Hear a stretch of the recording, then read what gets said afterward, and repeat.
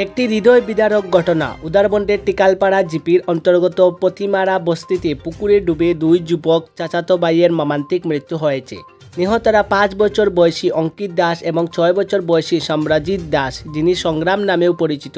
তারা শনিবার 17 আগস্ট তাদের বাড়ির কাছে খেলেছিলেন যখন এই মর্মান্তিক ঘটনা ঘটে। খবরে বলা হয়েছে, গতকাল সকাল 11টার দিকে স্কুল থেকে ফেরার পর দুই ছেলে তাদের উঠানে খেলছিল।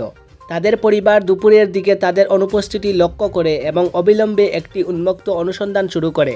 অনুসন্ধানটি মর্মান্তিকভাবে শেষ হয় যখন সম্রাজিতের মৃতদেহ কাছের একটি পুকুরে ভাসতে দেখা যায়। একই জায়গায় অঙ্কিতকেও পাওয়া গেছে। ঘটনাস্থলে ছুটে আসা প্রতিবেশীরা একই পুকুর থেকে অঙ্কিত ও সম্রাজিতের মৃতদেহ উদ্ধার করতে সাহায্য করেন। উভয় শিশুকে তাৎক্ষণিকভাবে শালগঙ্গা মডেল হাসপাতালে নিয়ে যাওয়া হলে সেখানে পৌঁছালে তাদের মৃত ঘোষণা করা হয়। পরে মৃতদেহগুলিকে ময়নাতদন্তের জন্য শিলচর মেডিকেল কলেজে পাঠানো হয়। শিশুটির মরদেহ বাড়িতে নিয়ে আসার পর সন্ধ্যায় শোকাহত পরিবার শেষকৃত্য সম্পন্ন করে। মর্মান্তিক ঘটনাটি সম্প্রদায়ের মধ্যে শোকের তরঙ্গ পাঠিয়েছে। অঞ্চলটি শোকের মধ্যে নিমজ্জিত করেছে। আমিনুল হক বিধানসভার প্রাক্তন ডেপুটি স্পিকার ও সুনাইয়ের প্রাক্তন বিধায়ক শোক সন্তপ্ত পরিবারের কাছে সমবেদনা জানাতে যান।